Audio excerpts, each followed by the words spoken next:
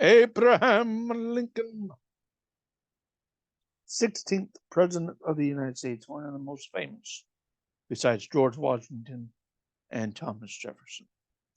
Mr. Lincoln was born February 12th, 1809, near Hodgenville, Kentucky. He died April 15th, 1865. Born 1809. Okay. Died April 15th, 1865, in Peterson House, Washington, D.C. He was known as Honest Abe.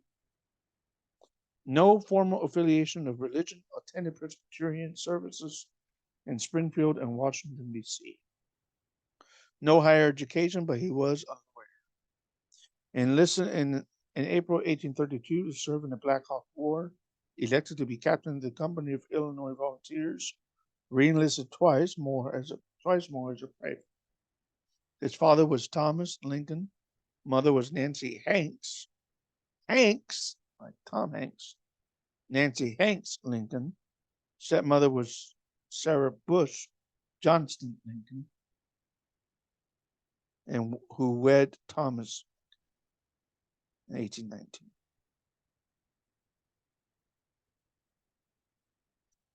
His wife was Mary Todd. We know her. And she was played, Mary Todd Lincoln was played by Sally Field in the movie called Lincoln. Wed November 4th, 1842. Married for 40 years. Married 40 years. 39, 40 years. Children included, for Abraham Lincoln and Mary Todd, children included Robert Todd Lincoln, Edward Baker Lincoln, William Wallace Lincoln, and Thomas Tad Lincoln. His political life included Postmaster General of New Salem, Illinois, Illinois Legislature, U.S. Rep, and U.S. Rep. He had 2 terms, March 4th, 1861 through April 15th, 1865. I want to say he was the first Republican. Reason for leaving office, he was assassinated. You know that. Vice presidents included Hannibal Hamlin for 4 years and Andrew Johnson, 1865. Election of 1860, Lincoln got 180 electoral votes. John Breckinridge, 72. John Bell, 39. Stephen Douglas, 12. 12. Popular vote for Lincoln was 1,865,908 votes. Breckinridge, 848,019. Wow. Not even a million. Wow. Mr. Bell got 590,901. Mr. Douglas got 1,380,202. Election of 1864. Lincoln got 212 electoral votes. George McClellan, 21. Ew, ouch. Popular votes for Lincoln, 2 million. That's more than the first go around. 2,218,388. McClellan, 1,812,807. The cabinet under Mr. Lincoln: William Seward as Secretary of State. Secretary of the Treasury, Salmon P. Chase, who later was a member of the court. William P. Fessenden, Hugh McAuliffe. For Secretary of War, he had Simon Cameron. Edwin Stanton. For Attorney General, he had Edward Bates and James Speed. Secretary of the Navy was Gideon Welles. Postmaster General Montgomery Blair and William Dennison. Secretary of the Interior Caleb B. Smith and John P. Usher. Usher? Did we know Lincoln well understood failure? He failed as a shopkeeper in New Salem. He failed in his first attempt to win a seat in the Illinois legislature. Later, when he was in the legislature, he lost a bid to become speaker. He lost his first nomination to Congress. He lost in an attempt to gain a nomination for the U.S. Senate. He lost when he ran for the Senate 4 years later, and he failed to win the nomination for vice president in 1856. Lincoln truly personified the adage, if at first you don't succeed, try again. We all know that. Supreme Court appointments: Noah P. Swain, Samuel F. Miller, David Davis, Stephen J. Field, and Sam P. Chase. State of the Union, 1861. Population was 31,443,321. National debt, first time over a billion. Over a billion. 2,680,647,807. All because of the Civil War. States admitted to the Union: West Virginia in 1863 and Nevada in 1864, which makes it 36 total now. Mary Lincoln's Confederate brother. Mary Todd Lincoln supported the Union, but her Kentucky kinsmen served the Confederacy. One brother labored through the war as a Confederate surgeon. Two half-brothers served, and one was killed at Shiloh, another at Baton Rouge. Another half-brother was wounded at Vicksburg, and a fourth served for a time as commandant of Richmond's Libby prison. Emily Helm, Mary's half-sister, was married to a Confederate general who died at Chickamauga when Emily visited the White House.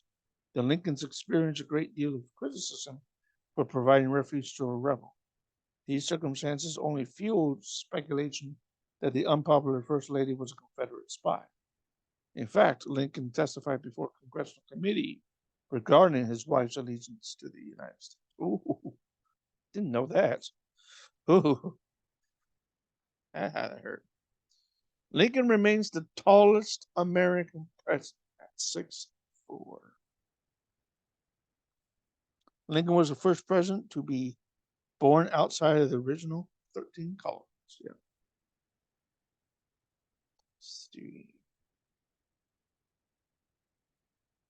Yep. Born in Kentucky. Lincoln and Charles Darwin were born on the same day. I got a little article here for Lincoln's beer. During the election season of 1860, Abraham Lincoln received a letter from 11-year-old Grace Bedell, who offered advice for him to let your whiskers grow. You will look a great deal better. You will look a great deal better, for your face is so thin. All the ladies like whiskers, and they would tease their husbands to vote for you, and then you would be president. A few days later, the candidate replied, having never worn any whiskers, do you think people would call it a piece of silly affection if I were to begin it now? Apparently, he liked the advice, grew the beard, and showed it off to Grace when his train stopped in her hometown of Westfield, New York, en route to Washington. Oh, that's nice. Lincoln's substitute.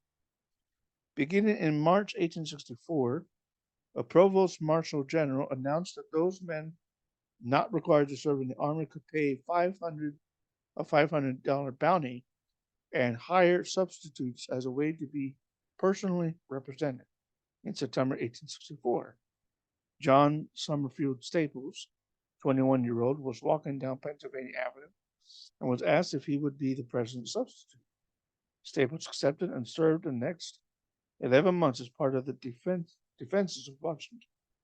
He was discharged in September 1865. Sadly, he never received a pension and dropped dead from a heart attack in 1888, at the age of 43. He is buried at Stroudsburg, Pennsylvania. Huh. Lincoln was the first president to be assassinated. Yep, that's true. Lincoln's the only president to receive a patent. His was a device to move boats over shoals. Lincoln's dreams. According to one one of Lincoln's friends, Ward Hill Layman, a few days before Lincoln's assassination, Lincoln experienced a disturbing dream that he related to his friends and family. Lincoln said in his dream that he was asleep but awakened to the sound of sobbing. He rose from his bed and wandered in the rooms of the White House, looking for its source, and finally went downstairs to the East Room. There I met with a sickening surprise. Before me was a catalog, wait, catafalque, catafalque, on which rested a corpse wrapped in funeral vestments.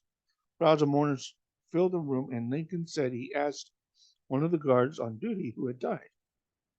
He was told it was the president. He was killed by an assassin.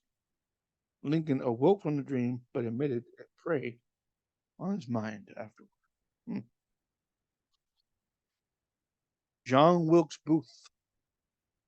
John Wilkes Booth was the second generation of an acting family. His father, Junius Brutus Booth Sr., came to America in 1821. His three sons carried on the tradition. John was his middle son, born in 1838. He began acting in stock companies in Baltimore and Philadelphia, at the age of 17, but was considered an inferior actor, especially when compared to his father and older brother Edward. Booth went to Richmond to hone his skills, and while he enjoyed the Southern lifestyle, he briefly served in the Richmond Greys, a military unit that witnessed John Brown's hanging in 1859. Booth left Richmond, but his sympathies remained with the Confederacy, and he possibly smuggled items into the South. For months prior to the assassination, Booth schemed to kidnap Lincoln and then trade him for Confederate prisoners. After Lee's surrender, his plans changed. He would now assassinate the president.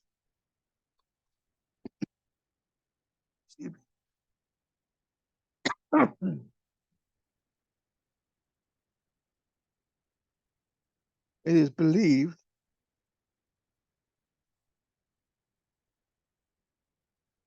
by historians that during Abraham Lincoln's time, the Secret Service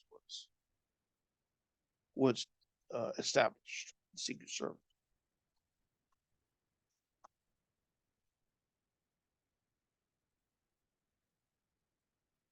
And I am not going to dispute that. Let's see if there's anything about the Secret Service here.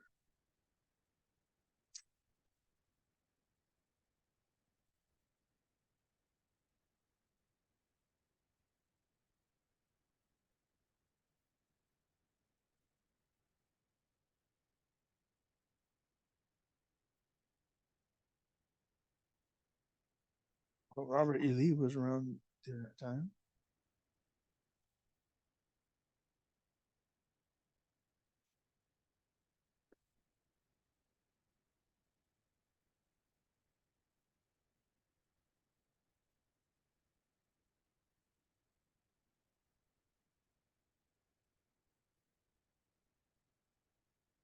I don't see anything about the Secret Service.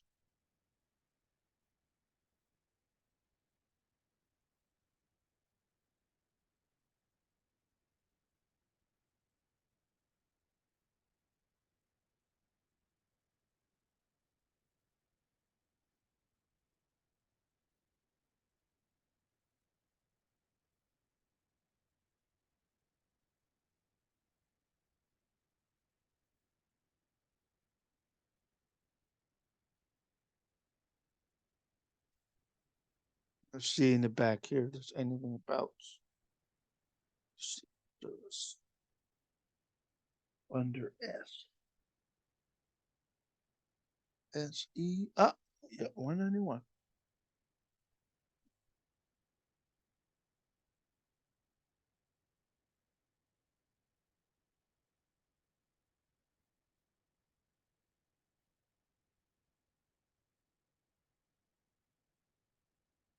President?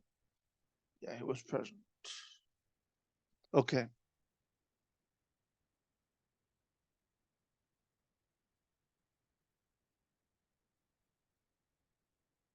Let's see.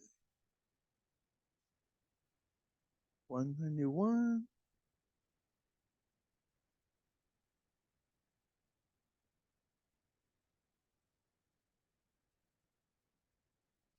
Okay, here we go. Gratified and bolstered by the country's mandate, Lincoln resumed his duties, anxiously planning the South's post-war reconstruction.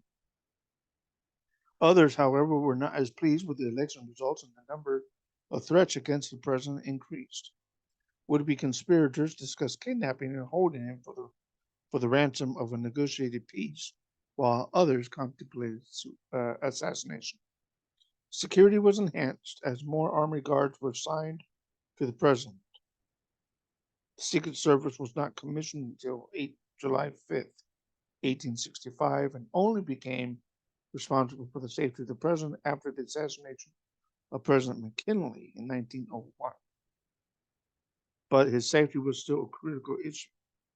A shot was fired at the president while he was riding his horse one evening, but except for a hole in his hat, Lincoln remained unscathed. When asked about the incident, Lincoln admitted to a reporter, "I know I am in danger, but I'm not going to worry over threats like these." Rather than succumb to fear, the president was determined to move forward with the country's future. So it kind of started during Lincoln. According to this, it wasn't commissioned until 1865, and he only became responsible for the safety of the president after the assassination of McKinley in 1801. So we had to wait 25 years for the Secret Service from 1865 to 1901. We had to wait 25 years for the Secret Service to be the Secret Service as it is today, since in the last 122 years, 122 years of Secret Service. Okay. So that's Abraham Lincoln. And that's going to be the evening edition for Let's Read About the Presidents. I hope you enjoyed it. I will be back tomorrow, hopefully. Yeah, tomorrow night for sure. I'll be back with more presents.